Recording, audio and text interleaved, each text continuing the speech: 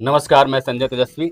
आज के खास मेहमान हैं उपेंद्र कश्यप, मेहनत और निडर पत्रकारिता का प्रतीक। वर्ष 1994 में इन्होंने डाल्टनगंज से प्रकाशित राष्ट्रीय नवीन मेल के साथ पत्रकारिता की शुरुआत की। बीते 3 दशकों में इन्होंने दैनिक आज, हिंदुस्तान, आर्यावर्त, प्रभात खबर, बहुभाषी नई दुनिया, अक्षर भारत जैसे प्रतिष्ठित अखबारों के साथ कार्य किया। इसके अलावा आउटलुक, सीनियर इंडिया, प्रथम प्रवक्ता, न्यूज ब्रेक, न्यूज, न्यू निर्वाण टुडे जैसी राष्ट्रीय पत्रिकाओं में भी समसामयिक विषयों, विशेषकर नक्सलवाद पर प्रमुखता से लिखते रहे हैं। बिहार के विभिन्न जिलों में संवाददाता के रूप में कार्य करते हुए इन्होंने दैनिक आज, प्रभात खबर, नई दुनिया, अक्षर भारत, दैनिक भास्कर और नव बिहार टाइम्स में अपनी लेखनी की छाप छोड़ी है। वर्तमान में उपेंद्र कश्यप दैनिक जागरण में अनुमंडल संवाददाता के रूप में कार्य कर रहे हैं और साथ ही इनका ब्लॉग है नया उत्कर्ष एवं यूट्यूब चैनल है फोर्थ व्यूज, चौथा विचार, वैचारिक मुद्दों का अड्डा के साथ साथ उत्कर्ष भाग 1, भाग 2, श्रमण संस्कृति के वाहक। इनकी अगली पुस्तक है आंचलिक पत्रकारिता की दुनिया। जी हाँ, आज हमारे साथ हैं और आज खास बातचीत करेंगे इनसे। आपकी ही किताब में मैंने पढ़ा है कि मीडिया को चौथा स्तंभ कहने वाले, ये जान लें कि संविधान में इसका कोई जिक्र नहीं है। कोई जिक्र नहीं है। आर्टिकल 19 है, जो अभिव्यक्ति की आजादी आपको है वही अभिव्यक्ति की आजादी मुझको है। मैं लिख के अपनी बात को अभिव्यक्त करता हूँ, आप बोल के करते हैं। जो अधिकार जनता को है, अधिकार मुझे है। क्या संविधान ने चौथा स्तंभ आपको लिख के कहा है क्या? कोई छूट है क्या पत्रकारों को? हाँ, पत्रकार चूंकि आप छुट भैया नेता को भी देख लीजिए, थानेदार गिरफ्तार कर पाता है क्या? इसलिए कि उसके साथ जनता है, उसके साथ एक दल है। वही हल पत्रकारों का है। उसका एक संगठन है, उसके साथ एक संस्था जुड़ी हुई है, उसके साथ जनता का लगाव है, चूंकि वो जन मुद्दों को उठाता है। यही उसकी है। ऐसा थोड़ी है कि आर्टिकल 19 से अलग आपको पत्रकारों को कोई तोप थमा दिया गया है, वो दौड़ गया। हाँ, हम पत्रकार चूंकि मुखर होता है, बुलक्कड़ होता है, बोल लेता है, लिख लेता है, अपनी बातों को रख सकता है, जनता की बातों को रखता है, यही उसका है। इसके चलते लोग उसको थोड़ा विशेष सम्मान दे देते हैं। अच्छा, क्या है कि आंचलिक पत्रकारों को आपने लिखा है कि निकाले जाने का भय होता है? हमेशा भय है। आप भी अगर टीचर, आप जैसे टीचर है तो आप एक परमानेंट शिक्षक है, उसको निकाले जाने का डर कम रहता है। और एक नियमित है, नियोजित है, उसको कम रहता है। और कोई वही शिक्षा का काम करने वाला व्यक्ति अगर किसी निजी स्कूल में है तो उसको कभी भी निकाला जा सकता है। तब तो बात हुई कि जो मीडिया हाउस, मान लीजिए कि हम कुछ लिख कर भेजे, तब तो मीडिया हाउस को पसंद नहीं होगा तो फिर नहीं। संवाददाता का काम ही है लिख कर भेज देना, छापना काम नहीं है। पहली बात एकदम एक क्लियर कॉन्सेप्ट रखिए दिमाग में। संवाददाता का काम है संवाद भेजना, संवाद देने वाला, सूचना देने वाला। कोई इंपॉर्टेंट ही खबर है और हम भेज रहे हैं, इसीलिए आप अखबारों में देखते होंगे कहीं संवाद सूत्र लिखा हुआ, कहीं लिखा रहता है संवाद सहयोगी। यानी आप संवाद भेजने का काम करते हैं, छापना काम आपका नहीं है। छापना मीडिया हाउस का काम है, वो तय करेगा कि उसके हित जहाँ टकरा रहे हैं वो थोड़े ही लिखेगा। अच्छा, एक और सवाल है कि जो विज्ञापन दाता होते हैं उनके खिलाफ का यदि कोई न्यूज हो तो वो अखबारों में छपती है या नहीं? जो विज्ञापन सीधे जवाब देने से बेहतर है मास्टर साहब कि अगर आप शिक्षक के अलावा भी कोई एक्टिविटी आपकी अच्छी है तो आपको मान सम्मान ज्यादा मिलता है कि नहीं मिलेगा? मतलब बुरी खबर वालों को नहीं चलेगा तो आप ये कहाँ नहीं है? तब तो फिर हम ये आरोपित करने का हथकंडा क्यों इसको बना रहे हैं? हर जगह यही होता है। अगर एक शिक्षक पढ़ाने के अलावा संगीत भी जानता है, बच्चों का मेकअप भी जानता है, तो सांस्कृतिक कार्यक्रम होंगे तो शिक्षक की पूछ अधिक होगी।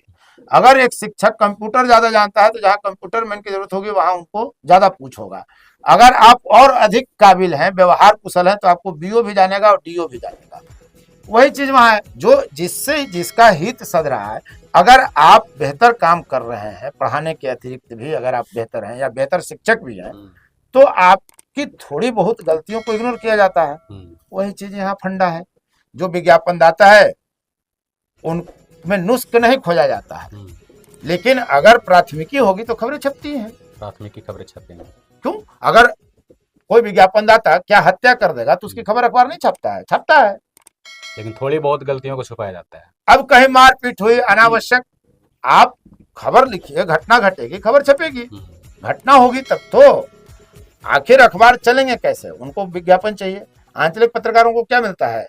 विज्ञापन का कमीशन, तो भैया 15 से 20% कमीशन मिलते हैं, विभिन्न संस्थानों में अलग अलग है। एक प्रखंड का रिपोर्टर इतना भी श्रम कर लेगा तो 1 लाख, 2 लाख, 2.5 लाख, 3 लाख का एक साल में विज्ञापन कर पाएगा। अच्छा, साल में तो और कितना कर लेगा? किस प्रखंड की कुवत है कि दे देगा आपको 2 लाख और 3 लाख रुपया हर महीने? अच्छा, एक कहावत है कि पुलिस से न दोस्ती अच्छी न दुश्मनी, तो क्या यह कहावत पत्रकारों के लिए भी हो सकती है क्या? पुलिस कभी किसी की नहीं होती है। पत्रकार और पत्रकार क्या? जैसे पुलिस है कि कभी किसी की नहीं, तो पत्रकार किसी के हैं क्या? पुलिस अगर आपको चाह ले तो बिना मतलब निर्दोष होते हुए भी आपको जेल भेज देगा, आपका पूरा जीवन, पूरा करियर, आपका परिवार को बर्बाद कर देगा। और पत्रकार चाह ले तो पत्रकार ऐसा कभी नहीं कर सकता है, इसलिए कि पत्रकार की सीमाएं हैं, वो आउट ऑफ वे जाके बहुत नहीं लिख सकता। हाँ, आपके बारे में अगर घटनाएं घटी, आपने हत्या की है, आपके खिलाफ प्राथमिकी दर्ज है, तो प्राथमिकी से बाहर की चीजें कहाँ ला पाता है पत्रकार। हाँ, आपका जो मीडिया ट्रायल की बात आती है तो उसमें भी कहीं ना कहीं आधार उसको मिलता है तभी लिखता है। क्या कभी किसी पत्रकार ने बिना घोटाला का लिखा है कि अमुक व्यक्ति घोटालेबाज है? हाँ, आरोप लगेंगे तब लिखेगा। अब जगह कम मिलना, जगह बड़ा मिलना, ये अलग बात है, लेकिन पत्रकार किसी का जीवन बर्बाद नहीं कर सकता, किसी का परिवार बर्बाद नहीं कर सकता। अगर मीडिया ट्रायल को बर्बाद किसी का करना बोल सकते हैं तो बात फिर अलग है, लेकिन एक थानेदार, एक दरोगा आपके पूरे करियर को बर्बाद कर सकता है। आप नौकरी में हैं, आपने कोई गलती नहीं की और मामूली बात पर FIR करके अगर धारा बेसी लगा करके अधिक और आपको जेल भेज दिया, 90 दिन आप बाहर नहीं निकलने देगा आपको, तो आपका तो गया करियर। वो तो किसी को भी फंसा, तो पत्रकार ऐसा नहीं कर सकता, ऐसा नहीं कर सकता है पत्रकार। अच्छा, आप 30 वर्षों के लंबे कैरियर में कोई ऐसी घटना जिसको आप भूल नहीं पाएंगे, क्योंकि ये पत्रकारिता बहुत जोखिम भरा काम होता है। देखिए, जोखिम भरा काम है। मुझ पर हमला भी हुआ जिसमें मेरा कोई दोष नहीं था। एक ने दूसरे की हत्या की, तीसरे ने दूसरे की हत्या कर दी, हत्या करने वाले की। मैं तो घटना कवरेज करने गया था और मुझ पर हमला हुआ। तो ये भी है, मैं सेनारी नरसंहार कवरेज करने में गया, वहां मेरे जाने से पहले गया में भी हैं, जीवित हैं, इसलिए मैं नाम नहीं लूंगा। मैं जैसे ही सेनारी इन करने गया तो मुझसे कहा गया कि अभी एक पत्रकार फलाना पिटा के गया है। अच्छा, खदेड़ा गया। तो पत्रकार तो पीटे ही जाते रहे। भैया, जो लोग ये कहते हैं कि पत्रकारिता बिक गई है, अखबार पहले छपकर बिकते थे, अब बिक कर छपते हैं अखबार, जरा उनसे पूछे कि पत्रकारिता उनको पसंद है? धरती पर एक आदमी बताइए जिसको पत्रकारिता वास्तव में पसंद हो। हाँ, वो तभी तक पसंद है जिसमें वो शामिल नहीं है। अगर उसके अनुकूल आप छाप रहे हैं तो बहुत बढ़िया पत्रकार हैं, जैसे ही उनके खिलाफ कोई बातें गई तो आप खराब पत्रकार हो गए। अच्छा बुरा क्या होता है? पत्रकार क्या होगा? अगर पत्रकारिता आप करेंगे तो अच्छा किसे रहेंगे? किसी पत्रकार की प्रशंसा अगर नेता करे, अगर अधिकारी करे, तो बढ़िया कैसे होगा? हमको कोई समझा दे। सही बात है। पत्रकार का काम क्या है? समाज में जितनी बुराइयां हैं उसके किसी न किसी सिरे से नेता जुड़ता है, उसके किसी न किसी सिरे से व्यवस्था जुड़ती है, कभी पुलिस वाला जुड़ता है, कभी सिविलियन जुड़ता है। तो वो आपकी प्रशंसा कैसे करेगा? अगर कोई SDO, कोई DSP, कोई BDO, कोई CO, कोई विधायक, कोई सांसद किसी पत्रकार की तारीफ कर रहा है तो दो कारण है, या तो जाति एक है या विचार एक है। और भय क्या? नेता को क्या भय होगा पत्रकार से?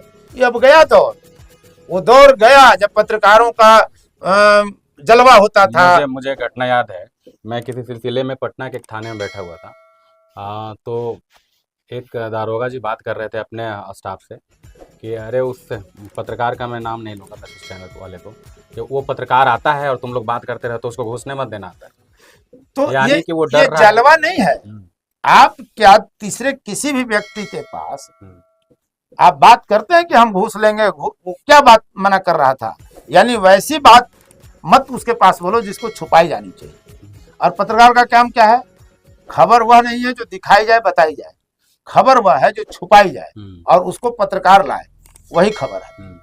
अगर हमको DSP और SDO बुला के कहते हैं कि मैंने ये उपलब्धि, आज तक क्या किसी पदाधिकारी ने कभी पत्रकारों को बुलाकर कहा कि मैं पीटा गया? क्या किसी पदाधिकारी ने कहा कि मैं अमुक गांव में ये कार्रवाई करने गया और जनता ने हमला किया? वो क्या बताता है? मैं गया, इतना गोला बारूद जमा किया। बरामद किया, इतना दारू बरामद किया, इस मामले में इस व्यक्ति को गिरफ्तार किया, इसकी कुर्की जब्त की। पीटे जाते हैं जब तो कौन बताता है? जनता। इसलिए पत्रकार जनता का होता है और होना चाहिए, और जनता ही हम लोगों को खबरें देती है। आप लोग 24 घंटे काम करते हैं, सातों दिन, तो कभी पता चलता है कि यहाँ से 20 किलोमीटर दूर बैठे, 15 किलोमीटर दूर बैठे घटना घटी और आमजन को पता नहीं चलती और आप लोग को पता चल जाता है कैसे? होली का दिन था और एक जगह आग लग गई। आप होली के दिन समझ सकते हैं कि जिन झोपड़ियों में आग लगेगी, जो खाने के लिए मोहताज है झोपड़ी वाले, उन पर क्या बीत रहा होगा। मुझे सूचना मिली, थाना पुलिस को कहने का कोई मतलब नहीं है, अग्निशमन विभाग को कॉल किया आदमी, वो गया, अपना घटना पर आग बुझाया, और होली के दिन हम लोग 2-3 व्यक्ति मिल करके अपने घर का खाना बना करके उन लोगों को खाना खिलाया। वे लोग दुआ देते हैं, इसलिए हम लोग का भी बहुत असर नहीं होता है। मतलब वो इर्द गिर्द के लोग ही कॉल कर लेते हैं, सूचित कर जहाँ घटनाएं घटती हैं वहाँ के लोग ही असली हैं, जो हम लोगों को सूचना देते हैं। अच्छा। कि यहाँ ये हुआ, यहाँ ये क्राइम हो रहा है, यहाँ पुलिस ने ये किया, यहाँ प्रशासन ने किया। मैं कह तो रहा हूँ कि एक पत्रकार बता दे, जब उसको प्रेस कॉन्फ्रेंस करके पुलिस और पदाधिकारियों ने जानकारी दी हो कि हम लोग कार्रवाई करने अमुक गांव में गए तो पीटे गए, चाहे बालू का मामला हो, चाहे दारू का मामला हो, चाहे अपराधी गिरफ्तार का मामला हो, वो नहीं बताता। अच्छा, एक खास सवाल है कि इस पुस्तक पे हम बात कर ले। ये पुस्तक इनकी अभी आया है, आंचलिक पत्रकारिता की दुनिया। तो एक पुस्तक लिखने में कितना समय लगता है? अब ये बड़ा, इस सवाल का जवाब तो संभव नहीं है देना, इसलिए कि जो किताब आप दिखा रहे हैं 1 माह 2 वो माह किताब मैं कोविड में जब लॉकडाउन था तब से मैं 2020 तो किताबें लिखी जाती हैं, उससे ज्यादा उसको दिमाग में पकाई जाती हैं, और जब वो उबल जाता है, पक जाता है, तब उसको हम शब्द देते हैं, स्याही खर्च करते हैं। तो किताब लिखने में कितना वक्त लगेगा कौन जानता है। अभी से ही मेरे दिमाग में 4-5 किताबें और हैं, दिमाग में है, अभी उसका एक शब्द मैंने नहीं लिखा है। इतनी व्यस्तता में भी कैसे लिख लेते हैं? मैं कहा ना कि मैं लिखता नहीं हूँ, दिमाग में पहले उसको पकाता हूँ, वो पकते जाता है, जिस दिन मूड सनकेगा बैठ जाएंगे, लिखने लगेंगे। उसके लिए समय निकालना पड़ता है। आप एक बैठकी में एक लेख नहीं लिख पाता है कभी कभी आदमी। पत्रकारिता का काम तो ऐसा है, 24 घंटे आदमी व्यस्त रहता है, उसमें भी किताब लिख लेना करना पड़ता है। अगर आपको, मैं कहा ना कि कुछ खास अगर अलग आपको पहचान बनानी है तो कुछ करना होगा। अच्छा, एक बहुत ही तीखा सवाल है। आपको डॉक्टरेट की मानद उपाधि भी मिली हुई है, पर सोशल मीडिया पर कुछ लोग आपको नॉन मैट्रिक पत्रकार के नाम से संबोधित करते हैं। मैं नाम नहीं लूंगा उनका, उनके लिए आप क्या बहुत लोग हैं, और उन लोगों को ईश्वर तरक्की दे, बुद्धि दे, वो सक्रिय रहें। जो लोग सवाल उठाते हैं, ईश्वर उनको तरक्की दे, और अगर आपके आलोचक नहीं है संजय जी, आप आदमी नहीं है। सही बात है। आप जिंदा तभी हैं जब आपकी चर्चा हो रही है, मरे हुओं की कोई चर्चा नहीं करता, सुस्त लोगों की। वैसे भी कहा गया है कि मूर्ति जो है लेखक की बनती है, आलोचक की नहीं। कोई बात नहीं। बहुत बहुत धन्यवाद, आप हमारे इस स्टूडियो में आए, समय दिए। आप सब दर्शकों से मैं चाहूँगा कि एक बार इस किताब को देख रहे हैं, आंचलिक पत्रकारिता की दुनिया। जो भी आपके मन में सवाल ऐसा लगता होगा कि पत्रकार ऐसे बिक जाते हैं, पत्रकार वैसे बिक जाते हैं, मेरा काम नहीं करते हैं, या जो भी पत्रकारिता से संबंधित आपके मन में प्रश्न उठ रहे हैं, एक बार आप इस किताब को जरूर पढ़ें। मैं फिर से आपको बता दूं, ये ऑनलाइन भी उपलब्ध है, ऑनलाइन मंगा कर पढ़ें। आंचलिक पत्रकारिता की दुनिया। धन्यवाद। धन्यवाद संजय जी। फोर्थ व्यूज, चौथा विचार, बाकी